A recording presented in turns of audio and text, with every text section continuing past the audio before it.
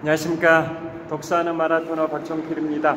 자, 이곳 잠실 나들목에서 자전거를 타고 동쪽 방향으로 이동하면서 촬영하겠습니다.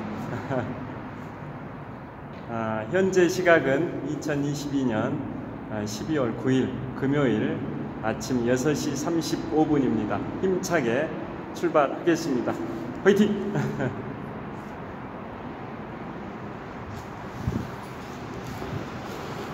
제 자전거가 세워져 있습니다.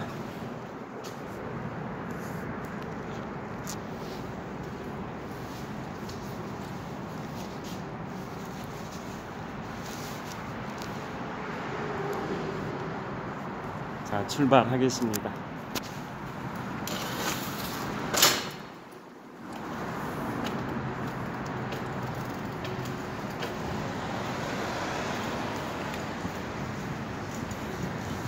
자, 잠실 나들목에서 잠실 한강공원으로 이동을 하고 있습니다.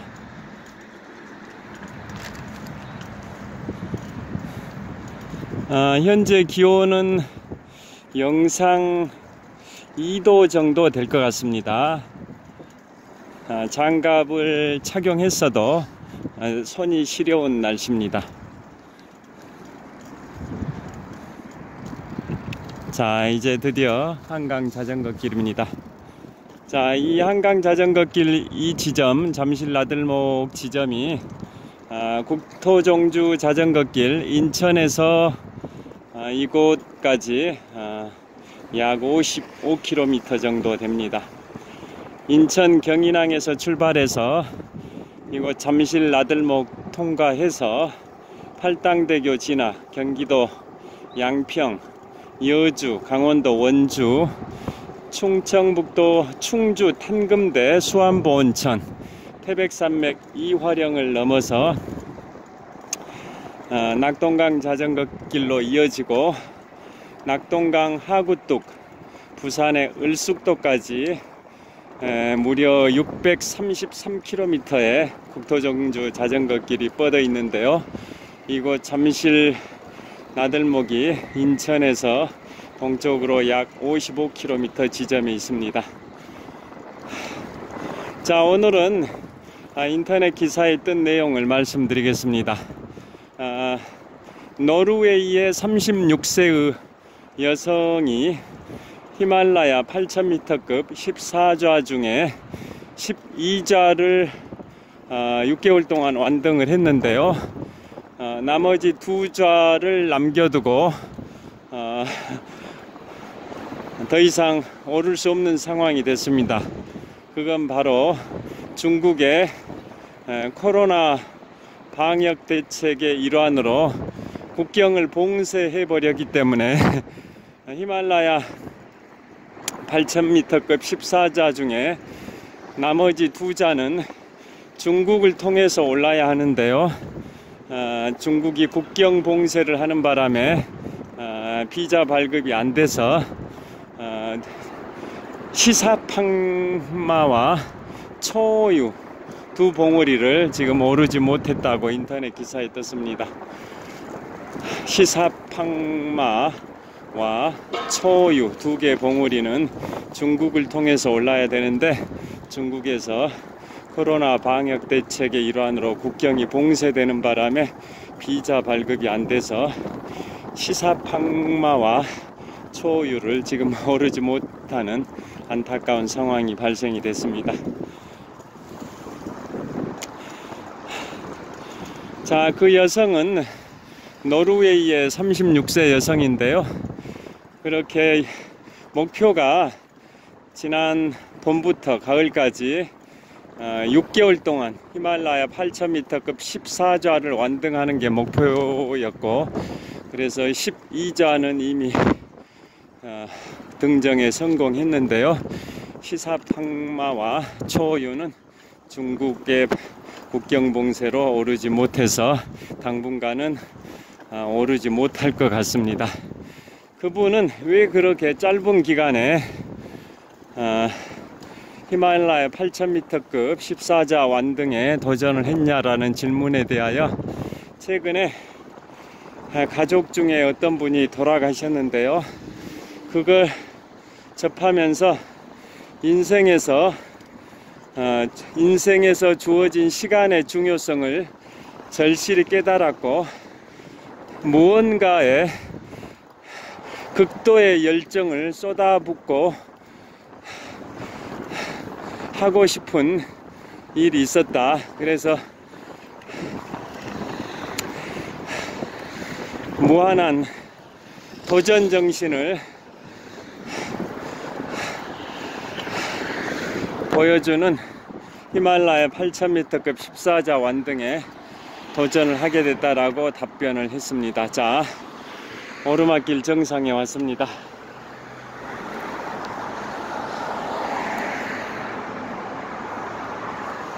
자, 지금부터는 내리막길입니다.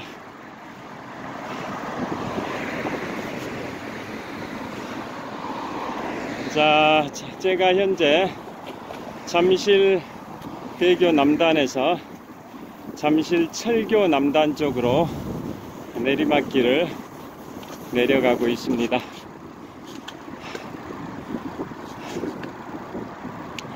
자, 제가 최근에 세계 7대륙 최고봉 등정에 관하여 말씀드렸는데요.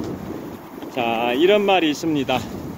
열정이 식어버리는 순간에 노인이 되기 시작한다 라는 말이 있습니다.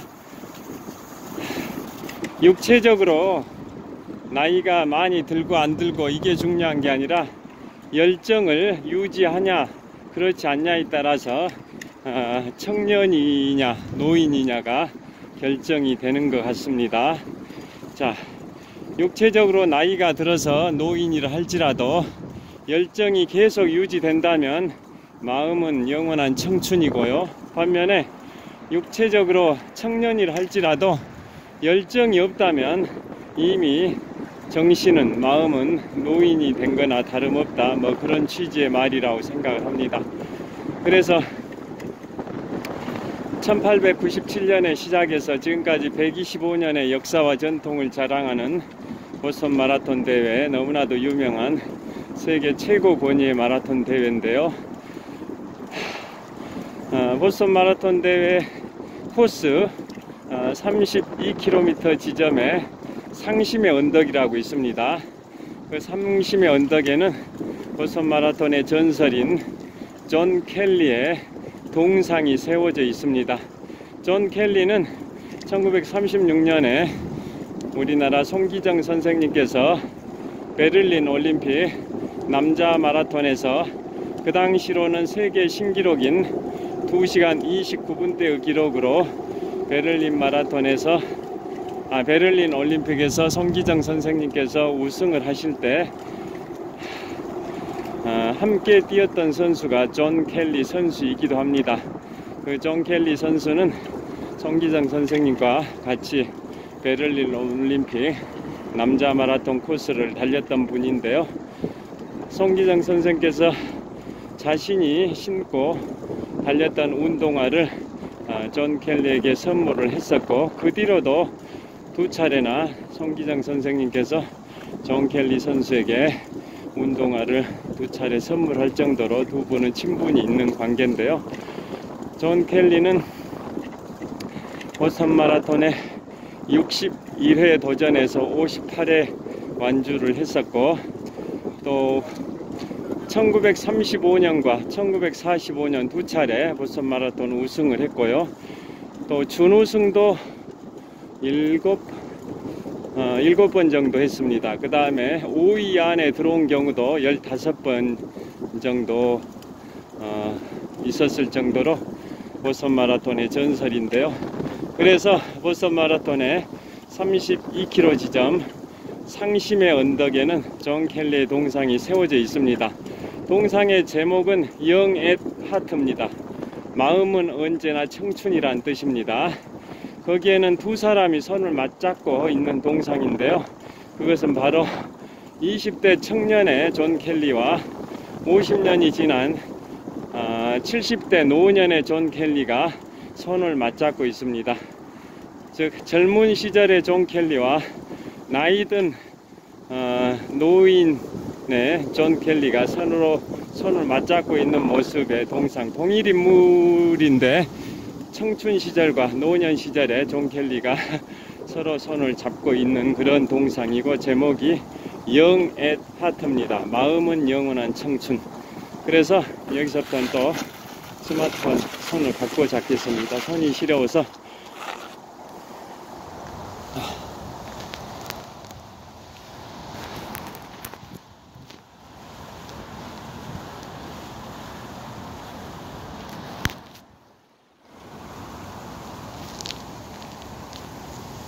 자, 계속 가겠습니다. 자, 그래서 청년이냐 노년이냐는 육체적인 나이가 중요한 게 아니라 열정이 중요한 것 같고요.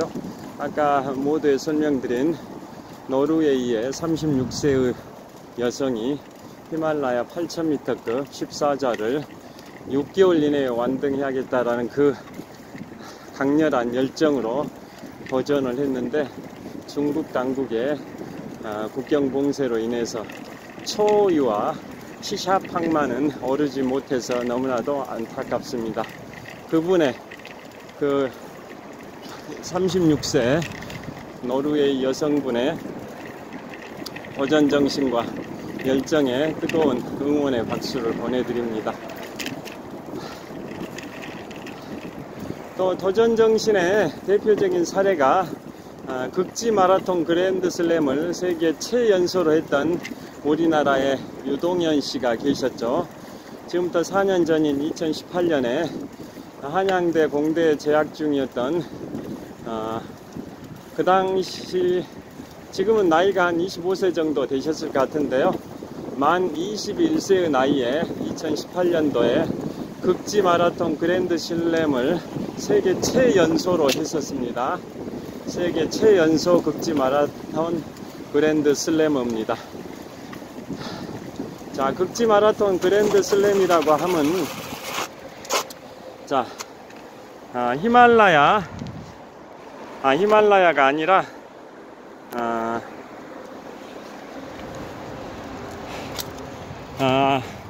북아프리카 모로코의 사하라 사막 마라톤, 그 다음에 중국 고비 사막 마라톤, 칠레 아타카마 사막 마라톤, 남극 대륙 마라톤, 이 4개의 극지 마라톤을 한 해 동안, 1년 동안이죠. 1년 동안 다 완주를 할 경우에 극지 마라톤 그랜드 슬래머라고 하는데요. 각각의 마라톤 대회는 5박 6일 동안 250km를 완주를 해야 됩니다. 모로코의 사하라 사막 마라톤도 5박 6일 동안 250km를 완주하니까 매일 평균 풀코스를, 그것도 사막 지역을, 모래가 푹푹 꺼지는 사막 지역을 5박 6일 동안 완주, 그래서 5박 6일 동안 총 250km를 달리는 거고요. 또 중국의 고비 사막 마라톤도 마찬가지, 칠레의 아타카마 사막 마라톤도 마찬가지, 그 다음에 마지막으로 남극 대륙의 남극 마라톤도 5박 6일 동안 250km를 달리는 겁니다. 그러니까 한 해 동안 4개의 극지 마라톤 대회를 각각 5박 6일 동안 250km씩 달리는 거니까 한 해 동안 총 1000km입니다. 250km 곱하기 4니까 한 해 동안 총 1000km를, 그것도 보통 평지가 아니라 사막이나 남극 대륙의 얼음 빙판, 눈길을 달리는 그러한 그야말로 극지입니다. 극한의 땅이란 뜻이죠. 그러한 극지 마라톤 4개 코스를 한 해 동안 완주를 하면 극지 마라톤 그랜드 슬래머인데요. 2018년도에 한양대 재학 중이었던 유동현 씨가 세계 최연소로 극지 마라톤 그랜드 슬래머가 됐었습니다. 그 유동현 씨는 해병대 출신입니다. 해병대 연평부대에서 제대 말년 병장 시절에 휴가를 받아서 처음으로 모로코 사하라 사막 마라톤을 완주했고요. 그 뒤로 제대 후에 중국 고비 사막, 칠레 아타카마 사막, 남극 대륙 마라톤까지 완등해서 2018년도에 세계 최연소, 그 당시 만 21세의 나이로 세계 최연소 극지 마라톤 그랜드 슬래머가 됐습니다. 자, 이제 풍납토성 나들목에 도착했습니다. 여기서 마무리를 하겠습니다. 자, 지금까지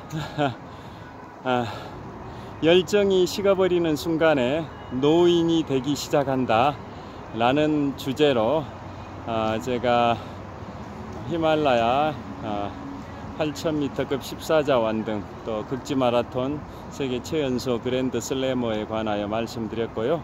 그 다음에 7대륙 최고봉 다 아실 겁니다. 아시아의 최고봉 에베레스트 해발 8848m,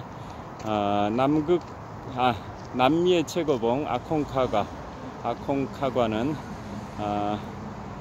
그 아르헨티나에 있는 남미 최고봉인데요. 해발 6960m 아콘카과. 또 북미의 최고봉은 미국 알래스카주에 있는 데날리봉, 예전에는 맥킨리봉이라고 했는데요. 현재는 데날리봉입니다. 북미 최고봉 데날리봉 해발 6194m. 그 다음에 유럽 대륙의 유럽 최고봉이 엘브루즈, 러시아와 조지아 사이에 있는 러시아의 영토인데요. 유럽의 최고봉 엘브루즈 해발 5685m 정도 됩니다. 그 다음에 아프리카 최고봉이 킬리만자로입니다. 해발 5895m입니다. 아프리카 최고봉 킬리만자로 해발 5895m입니다. 그 다음에 오세아니아 최고봉이 인도네시아 뉴기니 섬 아시죠? 동쪽은 독립국가 파푸아 뉴기니고 서쪽이 인도네시아 영토인데요.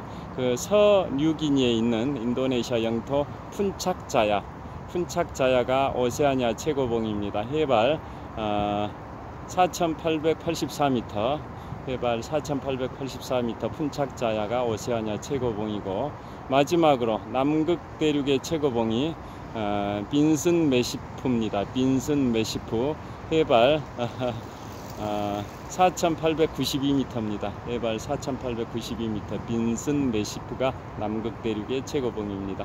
이상 7대륙 최고봉. 과거에 제가 시중은행에 근무할 때 외국인 은행장께서 7대륙 최고봉을 오르시는 집념을 갖고 4개 정도로 완등을 하셨는데요.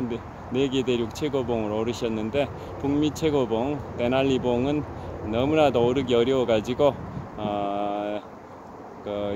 휴가를 받아서 3주 동안 가셨는데 굉장히 바람이 세고 기상 여건이 안 좋아 가지고 오르시질 못하고 다음 기회로 연기하셨던 케이스가 있습니다. 그게 지금부터 한 20년쯤 전에 제가 시중은행에 근무하던 시절에 외국인 은행장께서 그렇게 도전 정신으로 7대륙 최고봉에 오르시는 그러한 과정, 그분의 도전 정신도 깊은 경의를 표합니다. 자, 오늘 현재 시각은 2022년 12월 9일 금요일 주말입니다. 아침 6시 55분 정도 됐습니다. 오늘도 유쾌, 상쾌, 통쾌한 하루 되시고요. 행복한, 즐거운, 건강한, 보람찬 주말 보내시길 빌겠습니다. 시청해 주셔서 감사합니다. 화이팅!